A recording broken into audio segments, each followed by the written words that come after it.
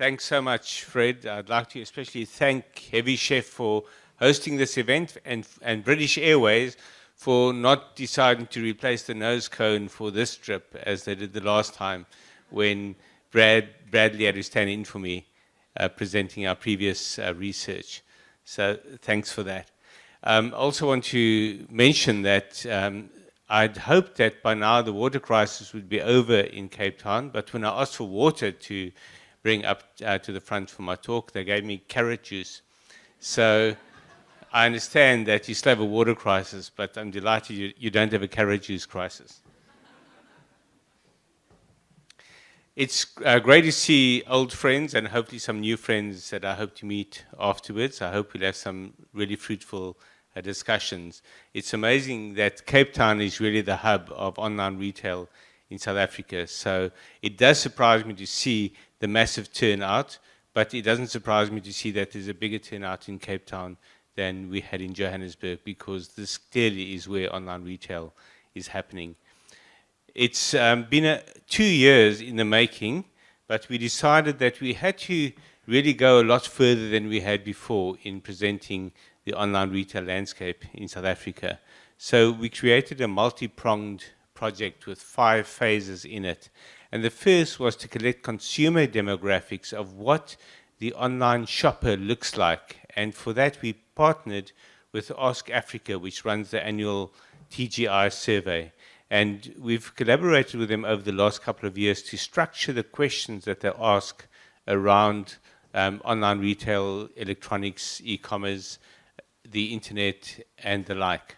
It's a long process because they use a framework created by Kantar, and they are constrained in how they can structure the questions. But over time, we are refining it with them and hopefully turning it into a sharper instrument to understand the digital landscape in South Africa. The quid pro quo is that we are able to then package their data on those particular questions in our research reports. Secondly, we work closely with Platinum Seed in an industry survey where we did in-depth interviews with online retailers, and we believe that it was a representative sample of online retailers in South Africa. And we used the trend lines that came out of that to help extrapolate the size of the market. And that also was done through additional data gathering with CEOs of online retail organizations. Very often, in fact, if you're the CEO or you're responsible for an online retail operation and you've had a chat with me in the past couple of years, you might have noticed somewhere in the conversation I would have slipped in the question, so what's your percentage growth at the moment? And off the top of their heads and off the cuff, they might mention, we're tracking around 29%. And then they forget that, but in fact, I've made a careful note of that. So we are able to build those kinds of input. In fact, it's not really off the cuff. It's an important part of the conversation that I have with many online retailers. We build those insights into our extrapolation of the size of the market. And then over the years, we developed something called the digital participation curve, which many of you will have heard me talk about before and certainly seen me writing about it. And that's a model that describes the propensity of South Africans to shop online or to be ready to shop online. And it's based partly on the time that they've been on the internet, but also their experience in particular segments of online retail or e-commerce. And then finally, as you saw from Brad's presentation now, we have in-depth global trends analysis that Platinum Seed provided as part of the project. We also contributed to that segment, but we probably have the most detailed analysis of global trends in this report, into which we then put the South African trends. So that's a long-winded way to say we did a fairly comprehensive project. So to get down to the brass tacks, the demographics of online retail in South Africa.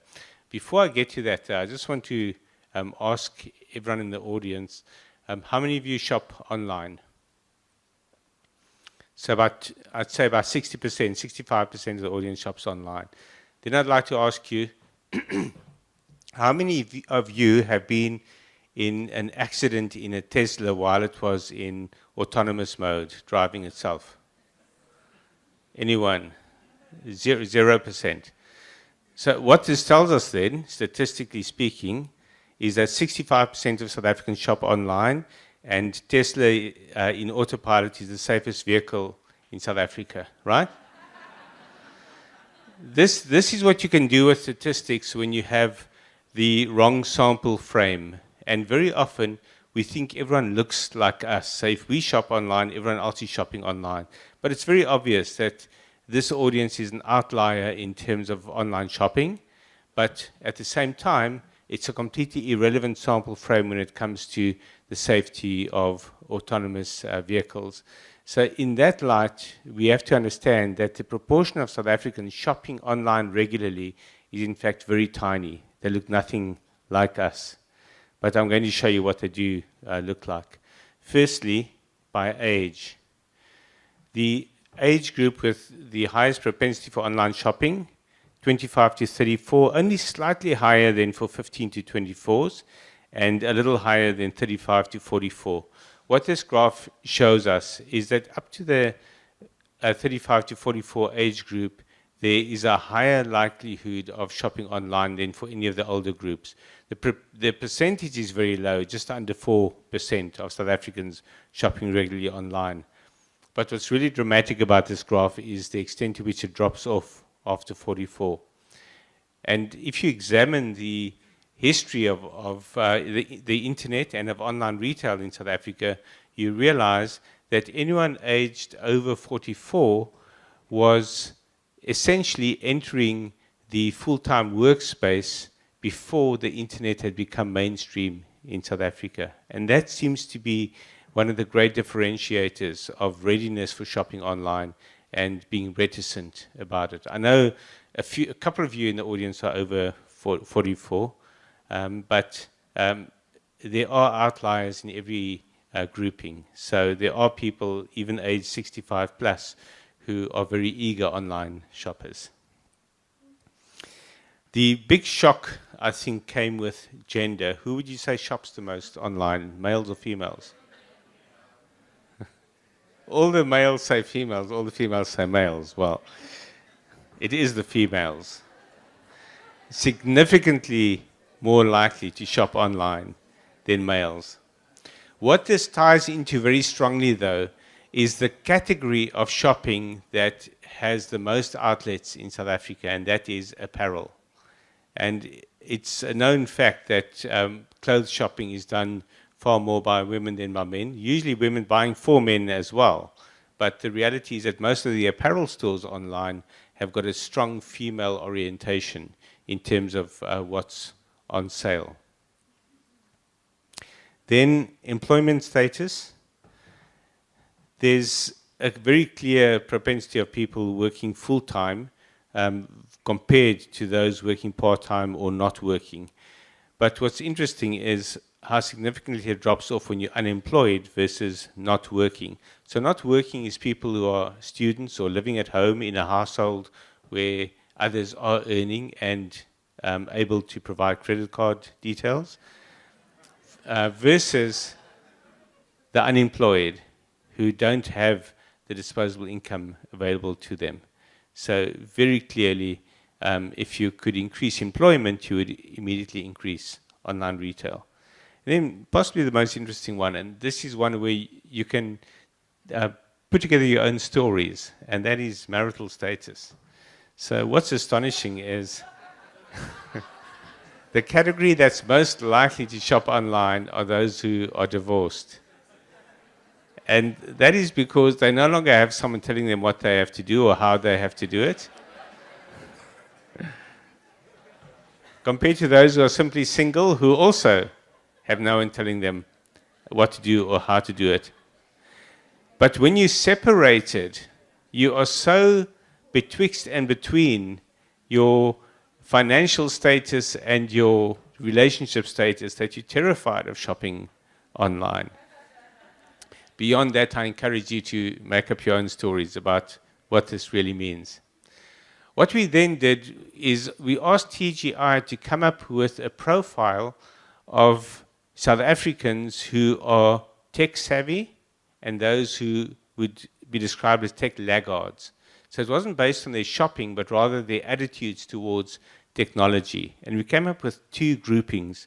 One that we call tech trendsetters, those that were very keen on technology, ready to embrace any new technology, and the laggards, those who weren't. And this was the difference. Statistically highly significant, given that the TGI survey looks or interviews 16,000 people a year, a 4% variance is very significant. And what this tells us is that shopping online is very much predicated on your tech savviness and your readiness to embrace technology, far more so than if you are not technology oriented. What this is telling us is that in online retail, or in traditional retail rather, there's no issue around what tools you use in terms of whether you shop in stores or not. But the moment you go online, then it becomes a clear distinction between those who are ready to use the tools and those who are not. Then we looked at the survey of the retailers themselves to see what are the drivers, what are the obstacles, and what are the success factors. And in particular, what is holding back online retail in South Africa? As you'll see shortly, there are reasons to believe that online retail is still at a very low level in this country. So one of the key factors is that retailers do not want to make big bets. They do not want to invest back into the business. The emphasis is on making a profit rather than investing for the long term. And this brings to mind Jeff Bezos and his famous comment in 1996 when he was asked, when will Amazon make a profit? And he said, we won't make a profit for at least the next 5 years, but if we do, we'll be in big trouble. And what he was really saying was that it's so important to reinvest all their returns into systems and into customer experience that they dared not try to make a profit. Otherwise, they wouldn't be able to build a business that would be sustainable in the long run. In South Africa, it seems there's a big emphasis on the quick hit, on quick profits. So, for example, if you hear the Takeout is not yet profitable, then don't do what The Economist did in 1996, and they had a front page cover that had the @ symbol falling off a cliff, and it went, because they saw Amazon.com not making a profit, the biggest online retailer in the world. So don't make that mistake and assume that big retailers making big bets, not making a profit, is a sign of the doom or the death of online retail. In fact, it's a signal that they are preparing for long-term sustainability. So only 1 in 5 companies invested more than 20% of their online turnover in digital. And as you can see, the next small stat there, just under 7% were expecting to spend more than R1 million on their online presence in 2018. In other words, a small proportion of companies investing seriously. And that is in stark contrast to the profitability level of online retailers. 71% of respondents in this survey said that they were profitable. Only 14% were running at a loss. Now, in the normal business environment, when we survey SMEs, for example, and SMEs tell us they're running at a loss, we usually assume that in the next year or two, those SMEs will be out of business. In the online retail world, though, running at a loss is often necessary in order to build that sustainable future. When it came to turnover, a very small proportion of companies had really high turnover, but it depends what you define as really high. So we decided that 10 million rand was the cutoff when you're no longer regarded as a small business by SARS in particular, or by people doing broad-based black empowerment measures. Beyond 10 million rand turnover, you're no longer qualifying small enterprise. So that was the cutoff figure we looked at. And a third reported more than 10 million rand turnover for 2017. For 2018, that went up to 38%, and for 2019, 45%. So you're seeing a very rapid increase in the proportion of retailers who are becoming serious businesses in online retail. What makes them successful? So we looked at the success factors, and we had many, but we had 4 that really stood out. Customer service, 98%, so almost unanimous. A wide range of products, 94%, close to unanimous. And then online user experience, 90%. That's 9 out of 10 respondents. And then just under that, customer relations management. We were hoping there'd only be 3 that stick out so that we could talk about the golden triangle. The golden square is a little boring, but that's what you have here. The rest of the success factors fall far below these 4. So if you want a blueprint for success in online retail, it would be investing in these 4 elements of the business above everything else. There are 2 big challenges that came up, and almost half of respondents said that ensuring fulfillment isn't disrupted was their biggest issue. And just below that, accurately forecasting so that there aren't stock shortages. Now, what's interesting about these is that it varies by sector and by category of product that you're selling. So accurately forecasting stood out dramatically above everything else in the electronics sector. And when you think about it, it makes sense, because when you look at the seasonal nature of electronics, but also the big buzz around launches, say the new iPhone or the new Samsung, there's a massive buzz, there's a big spike in demand, but a month later, the buzz disappears and the demand disappears. So incredibly complex to forecast accurately and to be able to fulfill the demand accurately. In fact, Apple themselves had that problem in the past where they didn't expect the incredible enthusiasm for their products, and then a few years later they had the opposite problem when they expected far more enthusiasm for their products. So if a global giant like that has the issue, you can imagine that for online retailers in certain categories, it's a massive problem. Certain sectors like arts and crafts, for example, where you have a very high level of manual involvement and it's really a labor-intensive business, the issue there was the time it takes to fulfill. And that's because every product is being put together almost on demand. And very often the fulfillment fails on the ability to deliver in time. So in looking at the online retail numbers, we always contrast them with traditional retail, because that's obviously the framework within which online retail is happening. What's important to bear in mind is that online retail is not a competition against traditional retail. It's part of traditional retail. But what it typically represents is people moving their existing traditional retail behavior into the digital space, into the online space. So that, for that reason, online retail doesn't, in fact, grow traditional retail. It just represents a change of behavior within traditional retail. And therefore, online retail at this stage doesn't really grow GDP, for example. So this is the graph for total retail in South Africa. The 2018 figure is purely a projection from 2017 based on the same percentage growth from the previous year. So when we look at the percentage of online retail as a percentage of total retail, we'll be looking this year at the 2017 figure, because it seems a little optimistic given the misgivings about consumer pressure in South Africa this year. But in 2017, for the first time ever, traditional retail passed the R1 trillion mark in South Africa. And you'll see in a moment where online retail went in that same period. But when you look at the growth rate per year, it doesn't look quite as healthy as that. So for the last 10 years, traditional retail has never grown above 10%. In fact, the highest was 2011 at 9.1%. and ever since then it's been well below that percentage growth.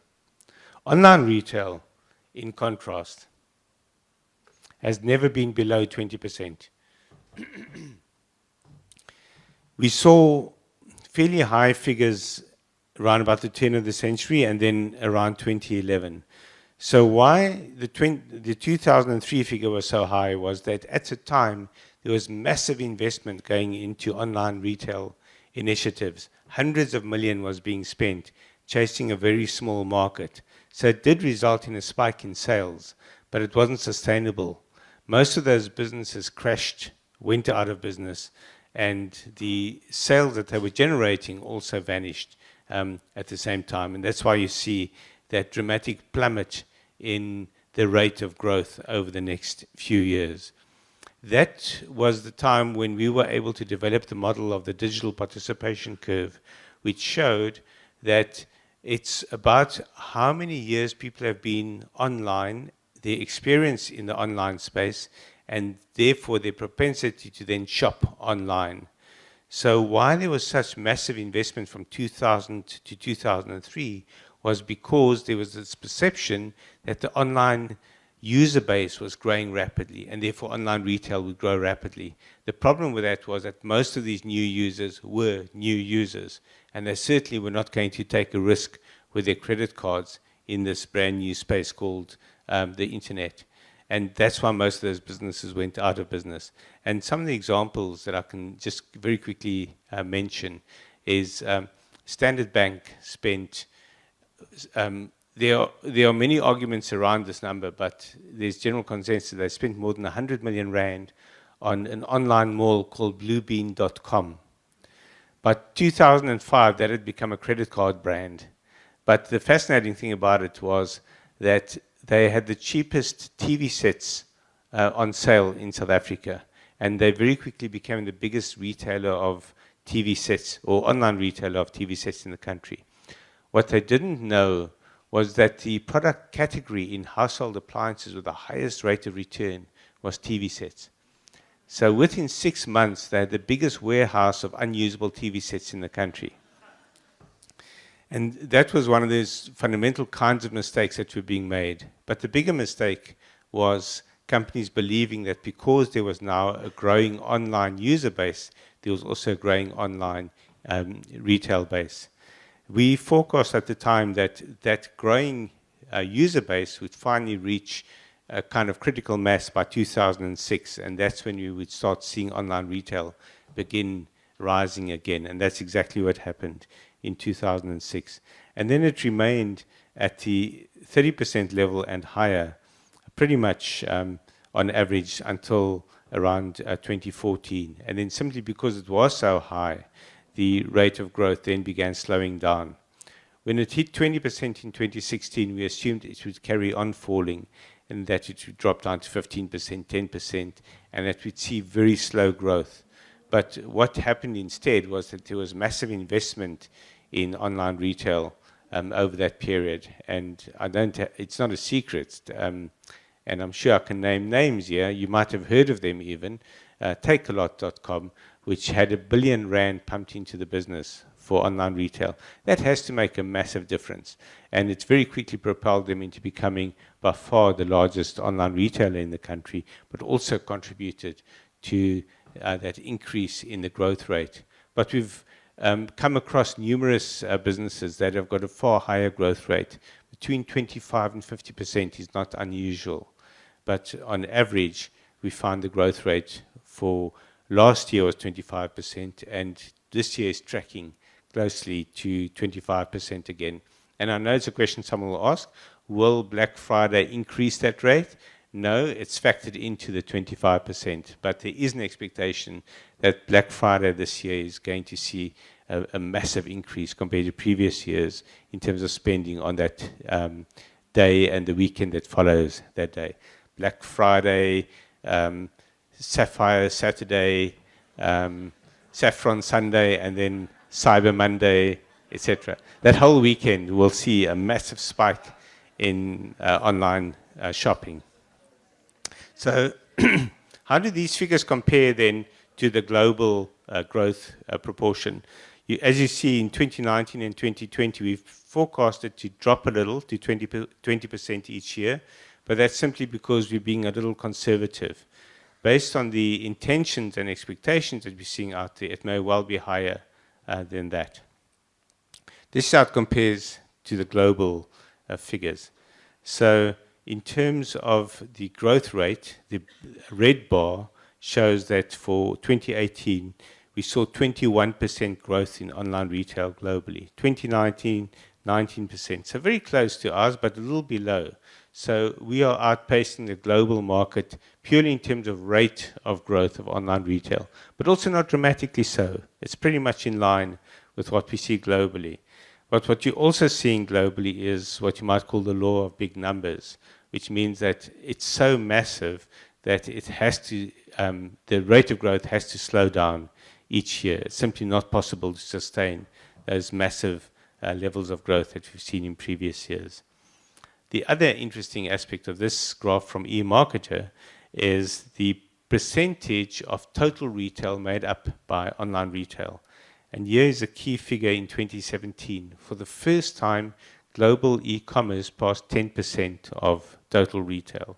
For 2018, it grows very slowly, and for the next few years. So what's important to note there is how slowly it grows as a percentage of total retail. And that's because total retail is so massive, and total retail is also growing all the time. So you're not going to see massive spikes in any given year. I think the 1.5% that you see this year and next year, in fact, the year after that as well, are probably not going to be repeated indefinitely beyond 2021. We're probably going to see that increment slowing down. So what do the numbers look like? I'm sure a few questions have already been raised from what I've just shown you. Firstly, last year, online retail in South Africa reached just under 11.3 billion rand, based on that 25% growth over the previous year. For 2018, the figure is 14.1 billion rand, again based on that 25% growth over 2017. So we're now at 14 billion rand of online retail. The growth that we expect over the next 2 years, at least 20% a year, will bring us close to 20 billion rand by 2020. The truth is we like round numbers and we like neat figures like 20 billion in 2020, but the truth is we probably will reach that, and we just need to exceed that 20% by 1% a year, and we'll crack the 20 billion rand mark by 2020. So I believe that'll be a big psychological threshold that we'll cross in terms of online retail and the readiness of traditional retailers to invest in online retail.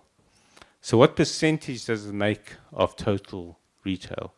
Well, in 2017, when global online retail reached 10.1%, we reached 1.1% of total retail. So that's a very stark reality of the gap between our online retail and global online retail. And in 2018, it will reach 1.4% of total retail. Still very tiny, up appreciably on the previous year, but when you extrapolate that kind of growth rate in terms of percentage growth, then you realize that it's going to take a long time before we get to a percentage like 10% or even 5%. And in fact, we expect to reach the 2% mark only by 2022. So that's the downside. So I just want to make a few comments on that because it's the kind of questions people will ask. They'll say, 14 billion rand, that's so high, that's incredible. Well, for some it is high, but in fact, it's still incredibly low. And then others will say, how come it's so low, only 1.4% of total retail? Well, there are a number of reasons for it being so low. And one of the key reasons is that we still have this massive mall culture in South Africa. In fact, we are probably in the top 5 in the world in terms of malls per capita. And when you look at new malls being built, maybe not in Cape Town, but certainly if you go to Johannesburg and you travel around, you see new malls popping up everywhere. We're probably number 1 in the world in terms of new malls per capita. And part of the reason for that is that the mall is seen by many as a social experience and an entertainment experience. So if I know none of you ever go to that place called KZN, because it is another country. But there's a mall in Umhlanga called Gateway, and its subtitle or its description, whenever they market themselves, is the Gateway Theatre of Shopping. And that, in fact, encapsulates the mall culture of South Africa. South Africans see the mall as theatre, as an experience, and as entertainment. So that's in terms of the broader environment and the framework within which this is happening. But in terms of the online retailers themselves, there's a fundamental reason why we're not seeing faster growth, and that is the lack of reinvestment in the digital underpinnings of the business. Also, as Bradley shouldn't have revealed, because it's supposed to be a secret amongst online retailers, it's tax evasion as well. But actually, that's just an Amazon story, according to Bradley, allegedly. But this is the real bottom line of online retail success. The future will belong to those whose strategy revolves around customer centricity. It's all about the customer. And then, along with that, learning from the mistakes of others, transforming weaknesses into strategic strengths, and the examples Bradley gave of what is happening in China, where the weaknesses of the system are turned into opportunities through innovation. And most importantly, who regard people as more important than products. Those are the retailers who will win in the long run. Thank you.